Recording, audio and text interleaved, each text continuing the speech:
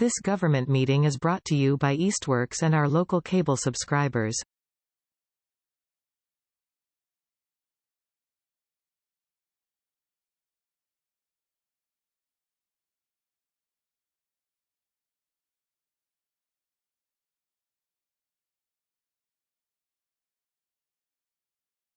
Welcome everybody to the Easthampton Economic Development and Industrial Commission meeting for December 16th, 2025. It is 4:03 p.m. So Cassie has a good excuse. Literally, her dog ate the first round of October minutes, which I am concerned means the dog ate an electronic device. However, we've not discussed that. I'm just taking her word for it. No, So okay. she recently put them together again. They have quite recently been shared to your email inbox. If you would like to take a little more time with it, I am happy to postpone the approval of October minutes until January, or we can all take a moment now to read through. I think it's just a little over a page. Is that right, Cassie? Yeah. Yeah. So I think, and I see she left a blank space in here. Which I have now filled in. Yes. The blank space in the last line of page 1 would read, respecting people who need second income of a short-term rental. Or not second, but supplemental.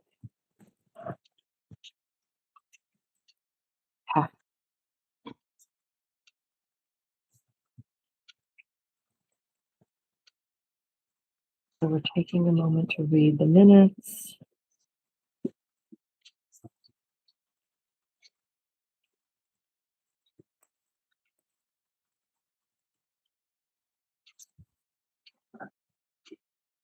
Anybody need more time? No, I'm good.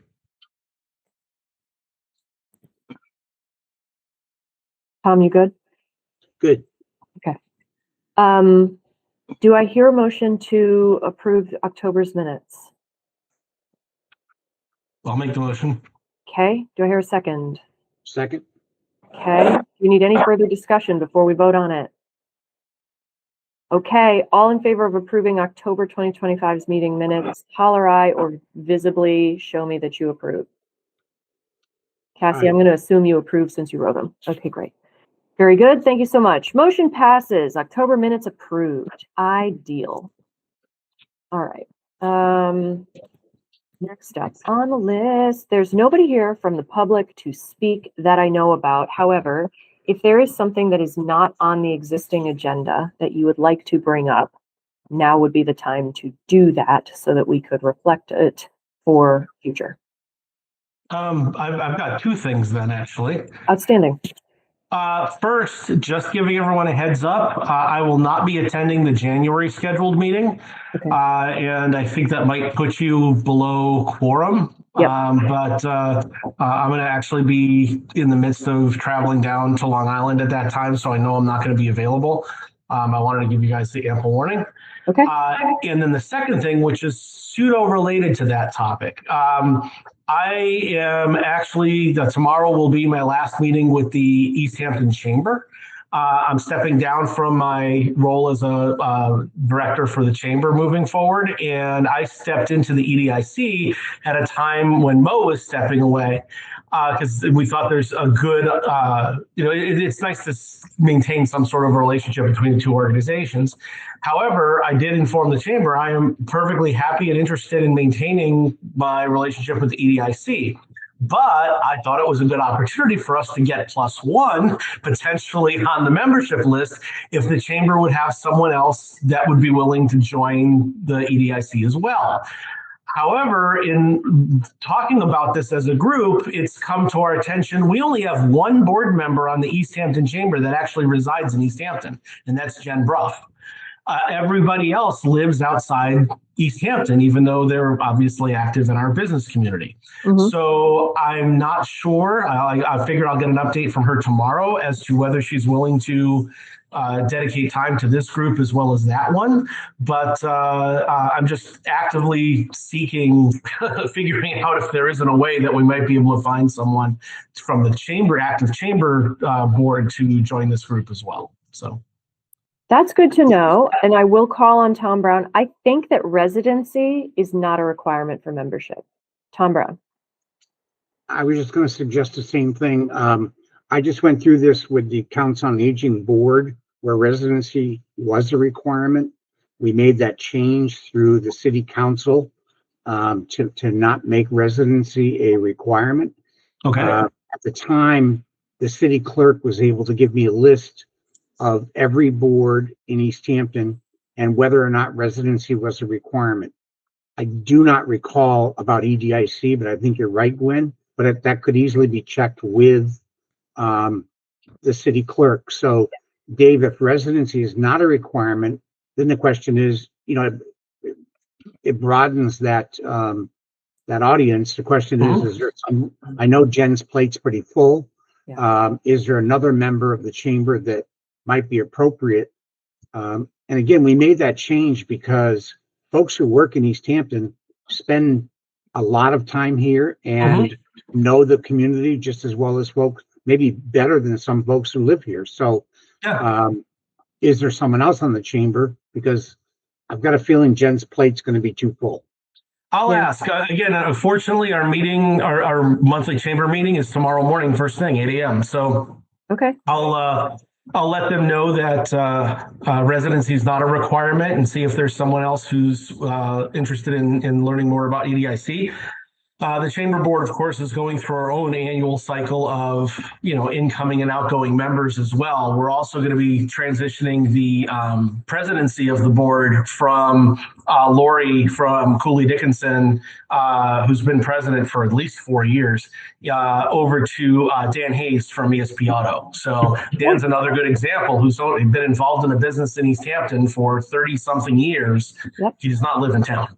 So, I think being active in the community consistent with the scope of the EDIC, I don't think is necessarily something that should be restricted to residents, but And good to know. Dave, just one little nuance to that.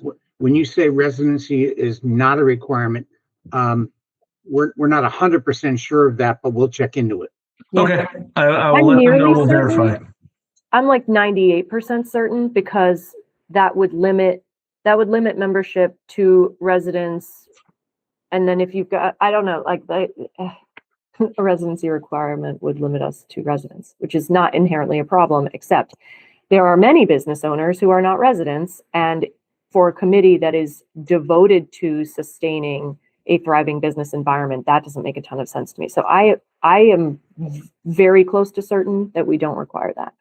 So broach that, tickle people's brains with that idea, and then we see what we see. Sounds good. We can get back to you. Okay. Well, Allison Manuel, remind me how you say your last name. Manual. All right. I'm going to stop saying it like it's Spanish. Used to both. It's no problem. Okay. So I was telling Tom earlier, when he stopped by my office, I have to head out in about 10 minutes. So I'm going to try and keep this relatively brief.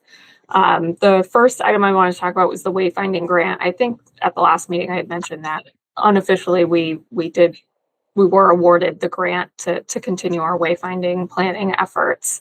I had a preliminary meeting with the consultant that we're working with. It's Stantec. I have worked with them previously on wayfinding when I was in Westside, and they were great. So I'm really excited that we're partnered with them again. And it's actually the same consultant, like the actual person that I worked with. So I'm really pleased with that. I just wanted to let the committee know that we'll be looking for stakeholders to participate in that process once it gets underway. So if anybody, has an interest in that and wants to be a part of the stakeholder group, just let me know. The main things we're going to be looking at are where signage is needed and what will be on the signs. There won't be so much design focus this go round because a lot of that was done in 2020.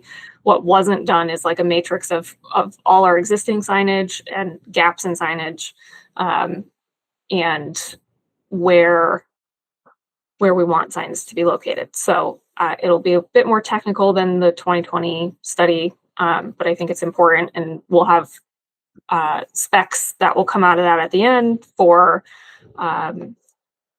fabrication and installation. So we won't have money to fabricate or install them, but we'll have everything else that is needed to finally get that underway. So hopefully there will also be some miracle along the way where we find money to do that as well. Looks like Tom.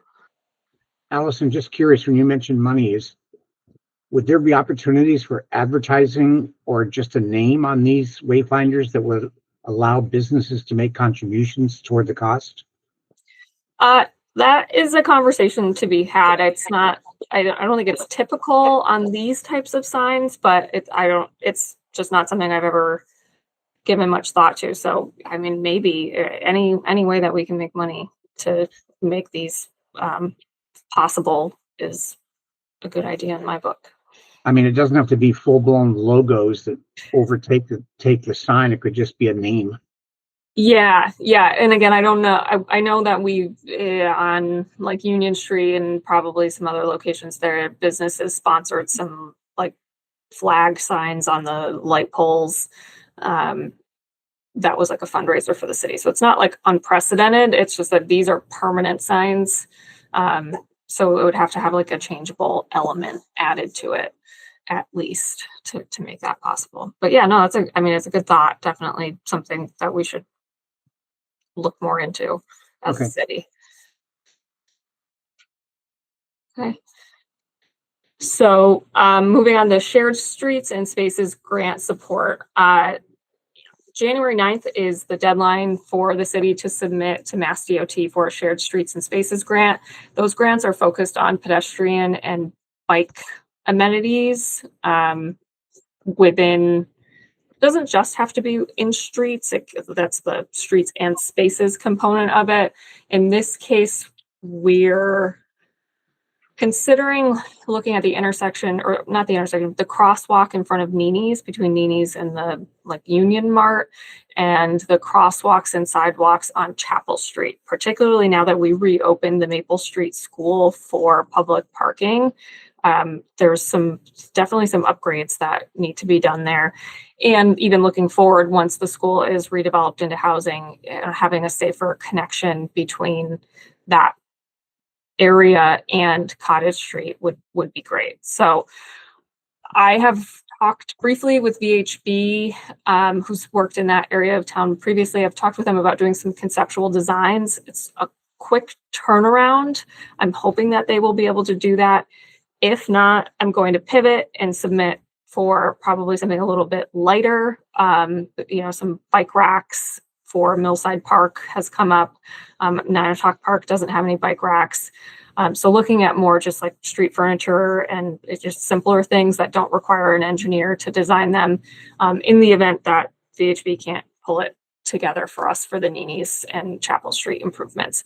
So if I might be looking for letters of support. I don't know if the committee feels okay with both of those potential projects, or if I can, if you have feedback or if you have questions, if I can answer any of that.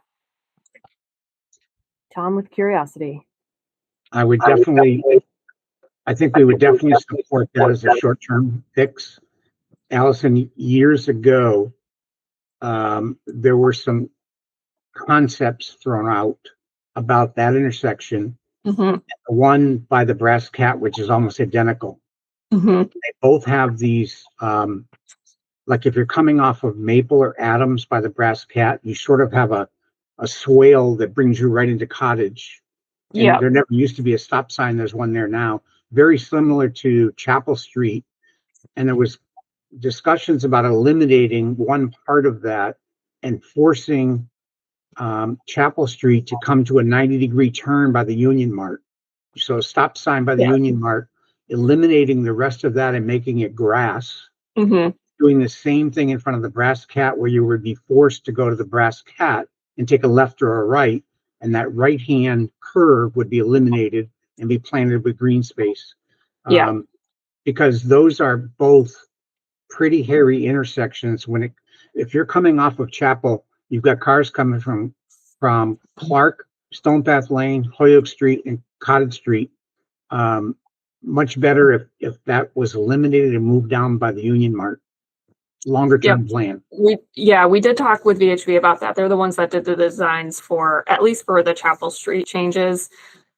We've bounced back and forth on whether to include that in a grant application. I don't know that it's compatible with this particular grant with the emphasis on pedestrian and bike safety, although I think it does improve pedestrian and bike safety to make those changes. It is really more of like a vehicle oriented design change. So we're not totally decided on that. I think it's unlikely to be included in this grant, but it is on the radar. And like you said, we have the concepts for those.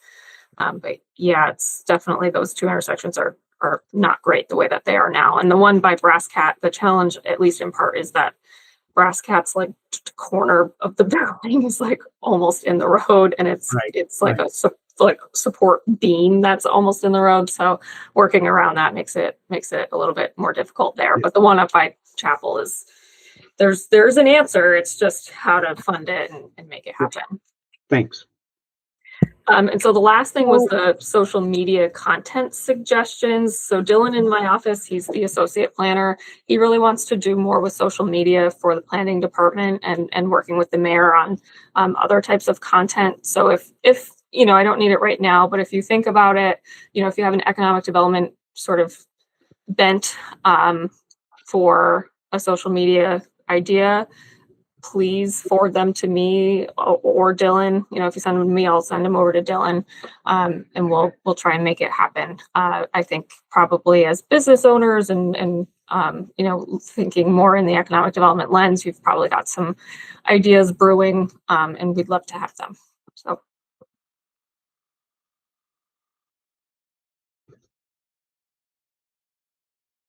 Thanks, Allison.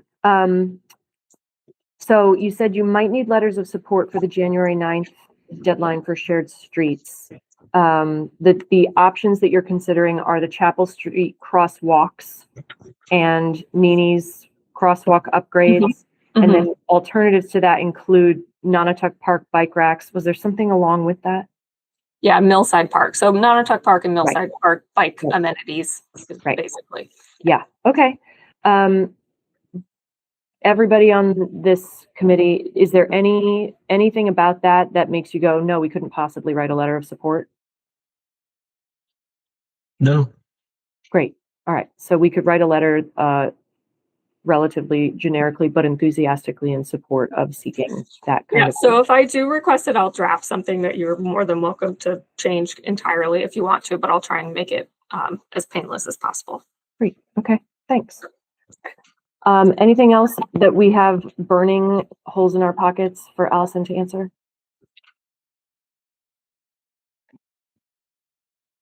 Great. I'm so sorry. I have to run. It was an unexpected change in schedule today. But I appreciate all of you and what you're doing for your time and for helping me with some of this grant stuff. Cool. Thank you so much. I hope your evening goes great. Thank you too. Bye, everyone. Bye. Thanks, Allison. Social media content suggestions. Oh man, remember when we thought we were going to try to run a social media thing?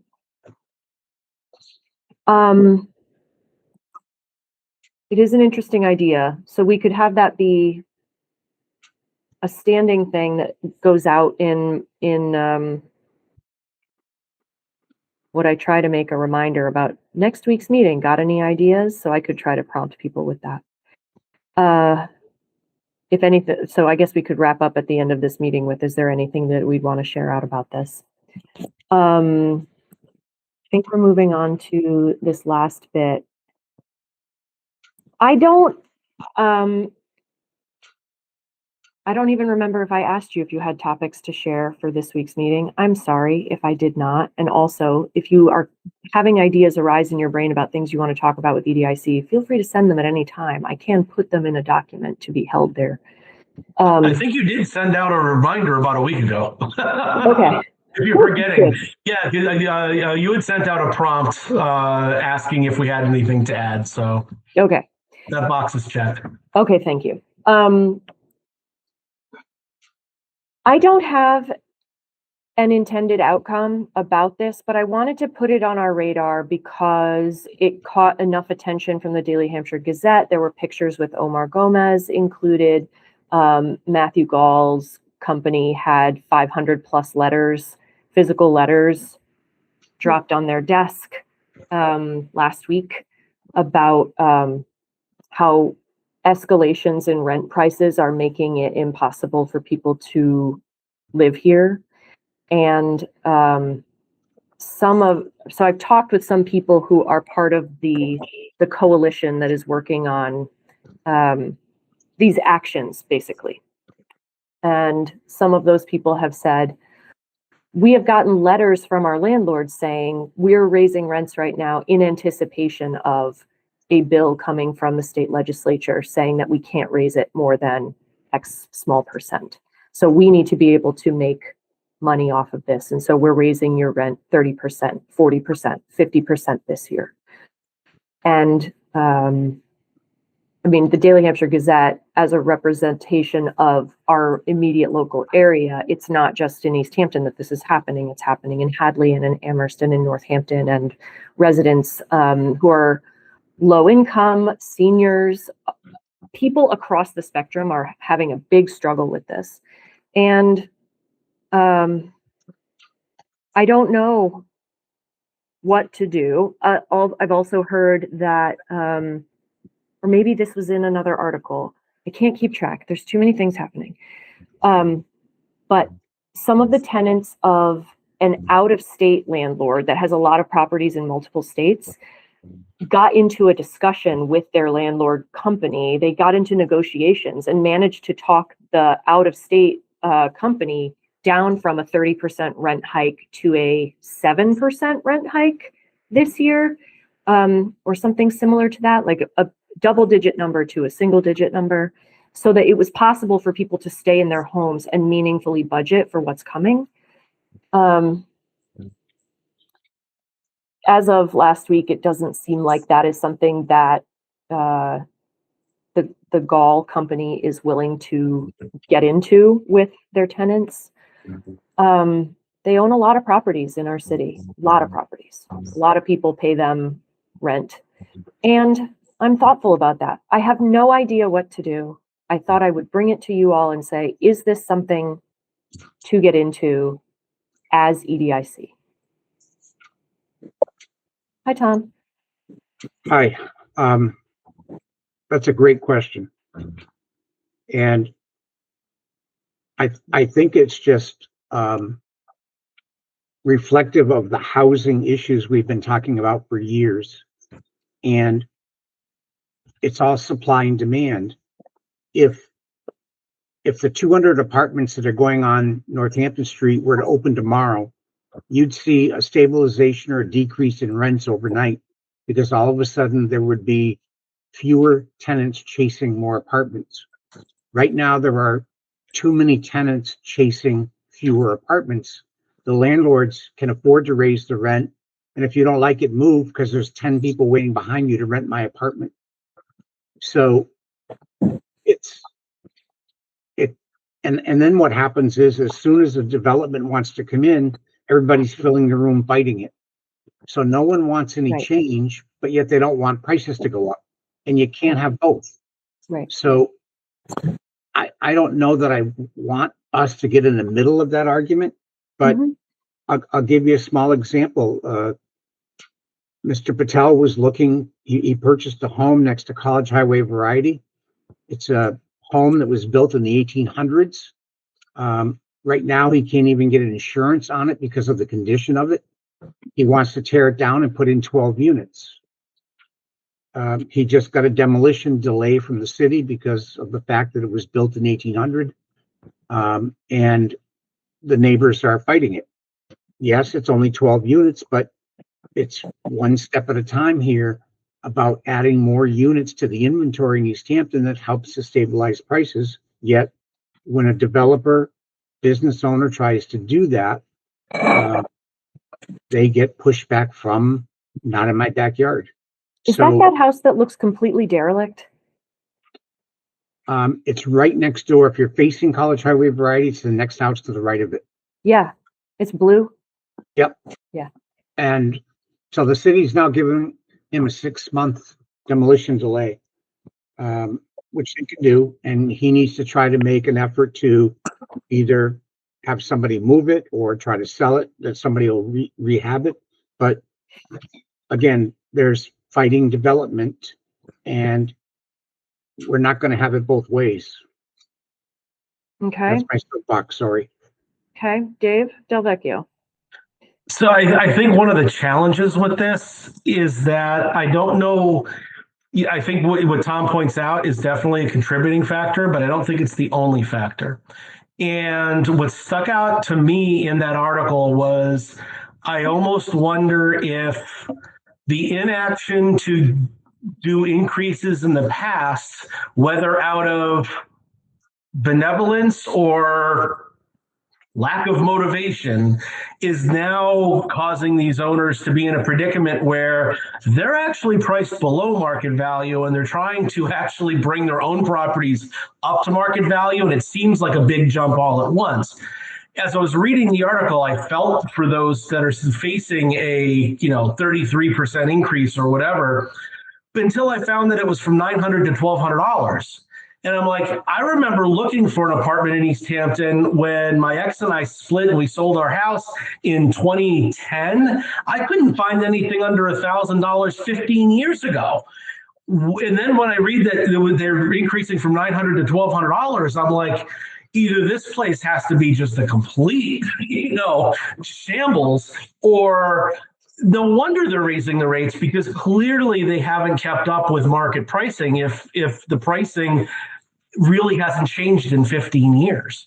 And so that's where, I wonder if this is almost in part similar to the predicament Riverside got into when they tried to standardize all of their pricing, and folks who had been residents in their facility for a long time who had been given rent deferments and no increases were shocked at the increase all at once, but it was because they had been paying under market value.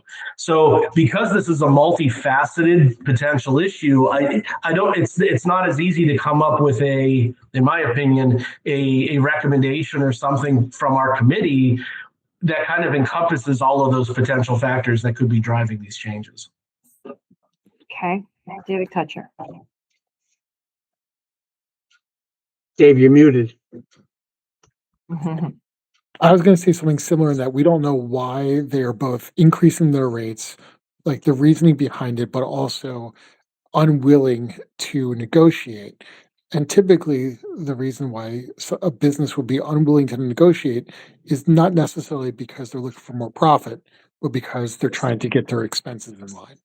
So, like Dave Delvecchio was saying, like it might be that in the past they have limited or tried to be more conservative in how they raise their prices, and now seeing that in the future they're going to have a much harder time getting up to market rate, that they're bringing it up to where they need to, seems like how I imagine a landlord would be approaching this situation. So yeah, just like with Riverside, I can see that it's a sucky situation, but it's going to be even harder if they don't do it. And whereby, well, by comparison, the out-of-state company probably already has their properties at market rate, so they were more willing to negotiate because it's on profit as opposed to cost. Okay. So I think our role within the EDIC is to continue to push for housing and development, that we can't get involved in this part beyond saying, you're right, we need more housing in this city. We need to push for more large scale housing developments in this city. Which may mean, it sounds like pushing for ways for the city to, I don't know, encourage maneuver development. around the historical significance of some of these homes, especially when, I don't know. I think encouraging development is what we are continually trying to do. Okay. And being more cheerleaders for developments that go in, whether it's the Pleasant Street or the Tasty Top or any other development, like trying to be cognizant of all the things, but say like, listen, we want to get to the place where we have more housing because we need it in this city. If we are to be able to afford the rising costs of X, Y, and Z in the city, it means we need to have more housing, more young families, et cetera, et cetera. Okay. Tom? I agree with both Daves. There's a lot of moving parts to this. One of them, though, Gwen, that continues to eat at me a little bit is the thought of government intervention into capitalism, if you will. And so what happens, what happens if I think that the cost of groceries is too high at Big E's? Do I go to the city council to make a complaint and ask them if they can lower the cost of groceries at Big E's? Or I think Nikki D's is charging too much for cars. Should I get a group of people together who recently purchased cars there or wanted to and ask the city council if they can get that business to reduce the price of cars? You know, maybe I'm being a little bit melodramatic there, but I'm slightly concerned about government intervention into pricing. Fair enough.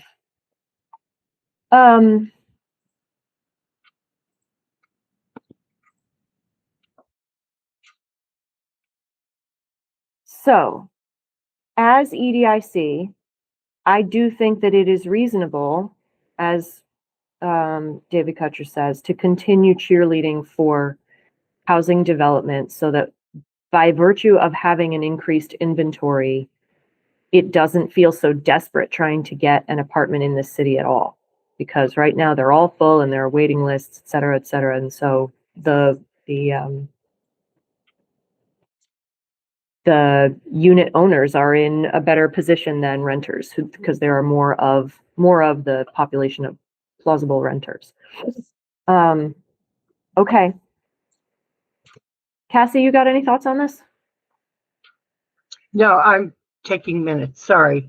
No, I agree with what has been said. Okay. All right. I am comfortable with that. That I think is squarely in EDIC's purview. It makes a ton of sense to me that we continue in that vein. And I do think so this is very much not the world I live in. I do not think about all of how housing structures work and how people find the housing that they need. Like, all that is relatively opaque to me. So the idea of profit versus expenses, the timing is interesting to me. I wonder if there's an area there about informing the community or finding infographics somewhere that could help explain some of this, like some of our ideas. I'm not necessarily delighted to get into the thick of it either. But you know, there's plenty that people don't know, and it's very easy to feel, if you're either a landlord or a tenant, that it's us versus them and there can't be anything reasonable about the other side. And I don't know, I'm thoughtful about whether there's a way that we could contribute to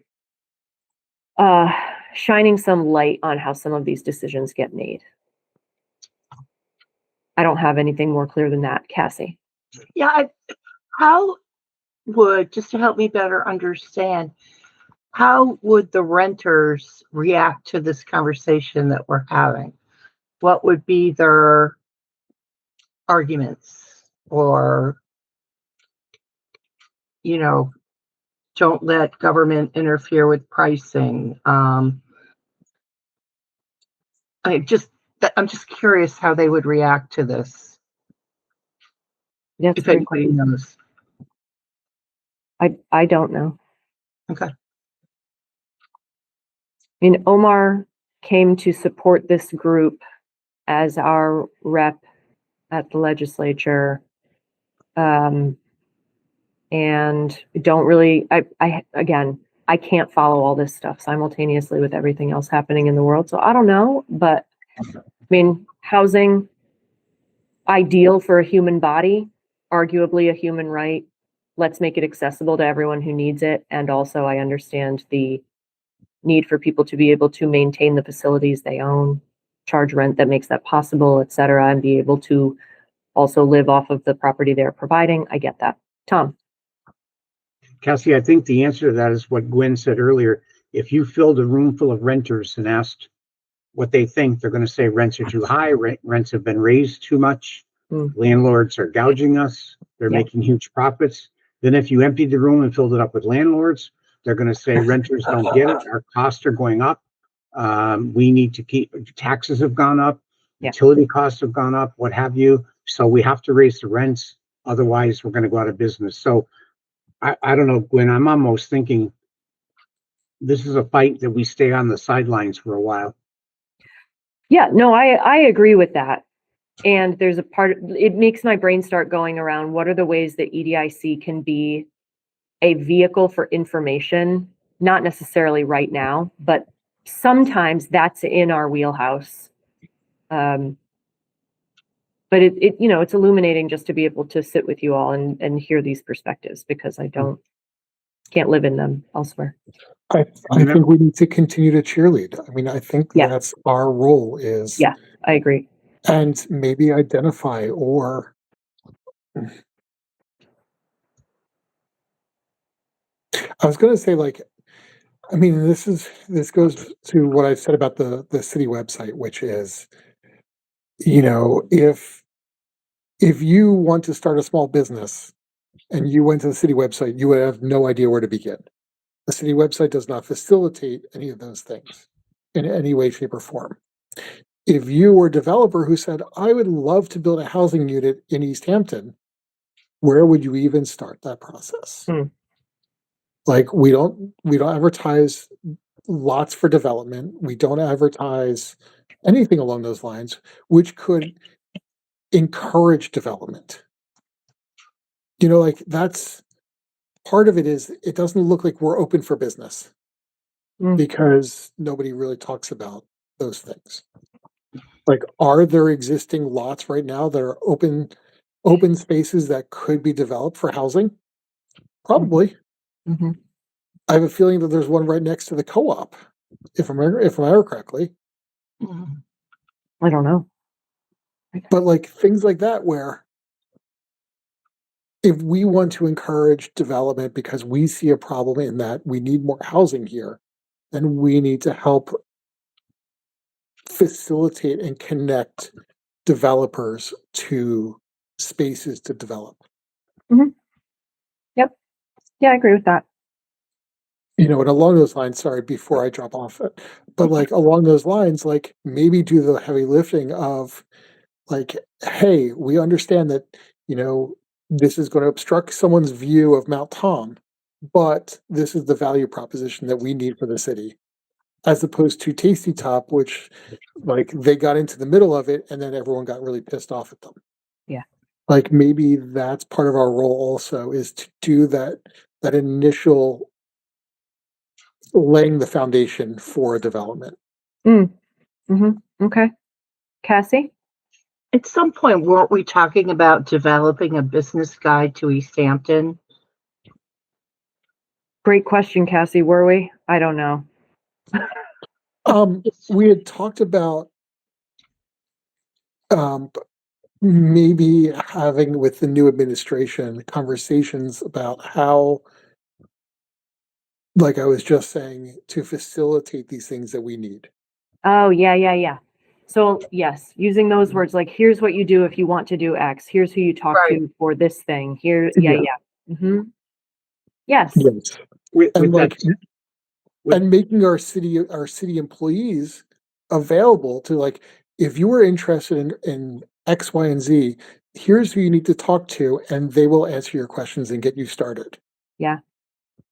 Dave, I would agree with that. The big guns, though, the big guys, they know the drill. They've done it before. They're all set. It's the smaller mom and pops. So the person who says, I want to open an XYZ store on Union Street or an ABC store on Cottage Street, they may not even know where to start. The bigger developers, you know, Patel, Boyle, Gall, they've been there, done that. They kind of know what to do. I don't think I'm concerned about them. I'm more concerned about the people that are looking to fill the storefronts in our business district. They may not even know where 50 Payson Avenue is. Yep. So a small business startup guide. Right. Yeah, or that they're not open on Fridays. Yes. Yeah, that too. Yeah. That's a great reminder, Cassie. Yeah, that's something we could be much more intentional about. That could be a thing that we want to spend our time on. When I don't want to change the subject, but I just got an email back from Mary Ann. There is no residency requirement for EDIC. Hooray! All right, perfect. It's official. Cool. Thank you, sir. I will share it accordingly. Lovely. And we're not limited. We're not limited to one member, Dave, from the chamber. Yeah. Yeah, I believe me, Tom. I sold this as a light lift. I said, it's not like we're doing 20 hours of work between our 1 hour meetings every month. So, I did my best to try to encourage folks that might have an interest to take part. And there's a few folks I was actually thinking about reaching out to as well that I thought might make interested participants. So Cool. Thank you. Appreciate that. Would we like to put a small business startup guide on a future agenda to dig into? Is that something that we imagine we would write? Do we want to partner with some other entity to write that? Do we want to encourage some other entity to write that? Should we put this on the agenda for future? I can say that there have been various times in the last 15 years that the chamber has tried to take this on. And almost every time as we've worked with the city, it's been like, oh, well, we're working on something very similar right now. And so it's almost like, you guys don't have to worry about this. We're putting this together. And then it never quite materializes to the way that we think. What I would say is I think part of the reason why is because these sorts of projects very quickly start to spiral and the scope creeps to become larger and larger to where then it becomes such a cumbersome process that it ends. I think, to start with something as simple as a directory, of where to go for, some key spots might be helpful. But I would caution against trying to create like a guide to business in Easthampton because that's going to become a very cumbersome project. Every time I've seen somebody try and start it, it's never quite fully grown to, or even if version 1.0 has been produced, it never gets updated, so it immediately dates. Yeah, fair enough. Okay. All right. Maybe that's something Allison could give us direction on too. Yeah. Yep. But to your question, I would suggest putting it on the agenda. Yeah. Or tie the two of the discussion points in today's meeting together. Maybe the answer is as simple, hey, looking to start a business or build housing in Easthampton, join public speak at the EDIC meeting for at 4:05 on the third. That's your social media post. Encourage people to come to us and then we can tell them where to go. It's not a bad idea. That's fun. That is a good social media post. Look at you, smarty pants. There you go. Which now solve two problems. Well, two birds, one stone. Maybe at the meeting where we discuss this, we want to brainstorm a table of contents. Yeah. Kind of a place to get started and then decide it's too big, it's too small. Yeah.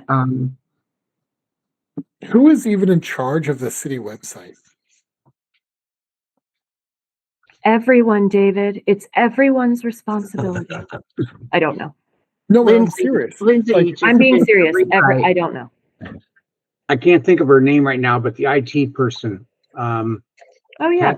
Kat. I can't think of her name. Sorry.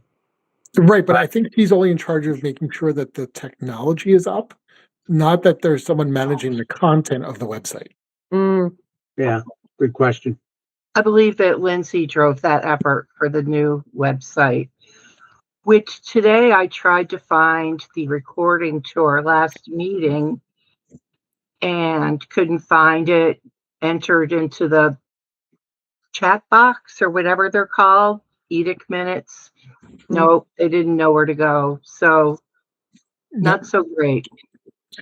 The school websites are even worse, where half of the links are broken. So yeah, it's great.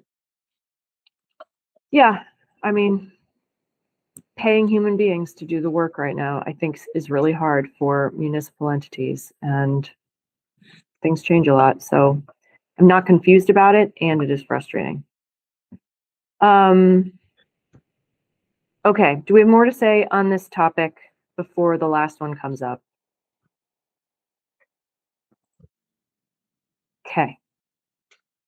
I'm once again going to raise the fact that just about every person I talk to who loves the idea of EDIC, upon learning that we meet at 4 o'clock on a Tuesday, says, I couldn't participate. I work. I am picking up my kids. I have to XYZ. It is for people who are not. So, yeah, for people who are not already engaged in municipal committees, who tend to be people who have middle income and higher 40-hour-a-week jobs with a little bit of flexibility built in, this meeting time is rough. If it is important that we have a diverse representation of voices and people doing all kinds of work, then I think it's worthwhile to talk about possibly changing this daytime situation. And if you all do not perceive that our membership is a challenge, which I would challenge you on, then sure, we can continue at 4 o'clock on Tuesdays, but you got to go get more members. But I do some recruiting, and people love the idea, and the people I'm talking to are like, I cannot make that happen, even though it's only once a month. So Tom, what do you got? I'm very open to changing it, Gwen. Just some historical perspective. When EDIC first started, it typically was made up of management folks that could Right. get away, Right. and who their incentive, if you will, or willingness to serve was because It's it not didn't an create easy another evening out. thing. Yep. So branch managers of banks, owners of small businesses that Yep. might have had multiple employees, they could break away for a 4 o'clock meeting. Yep. And even at that time, 4 o'clock meeting, there was always in person at 50 Payson, and Yep. it didn't involve another night out. That was, and that's back when we had 9, 10, 11, 12 members. Right. But I totally understand how for a lot of folks who are at the level you described cannot get away. And if we keep this remote, it might be another evening meeting, but I could sit here in my jammies if I wanted to. Mhm. Yep. I just got to make sure where my camera's headed. That's correct. Yeah, work on that. Other thoughts on this? Okay, well, here's my thought. I feel challenged by having only enough people as current members to have a meeting. We can have 9 members. I would love to get even to 7. I would really like to, and this is not to say I want to create a campaign, let's go flyer necessarily. It is, the vacancies for EDIC are posted online, David, in the semi-regularly updated list of vacancies on boards and committees. I don't know how regularly those get sent out to people. I haven't seen that come across my email in a while. So maybe that's something we should send out in a social media post. But I would really like to have more voices in the room. I would really like not to be wondering whether we're going to have a meeting month to month because one person can't be there. So I have that to say. And if you've got ideas about how to do that in a way that doesn't suck a ton of everybody's time up, I'm very open to them. And if you have other ideas beyond a social media post, which I now think is quite a good idea, I am open to those as well, now and at any time. Gwen, I'm I personally am more than open to having our time changed, say be at 6 o'clock or what have you. Okay.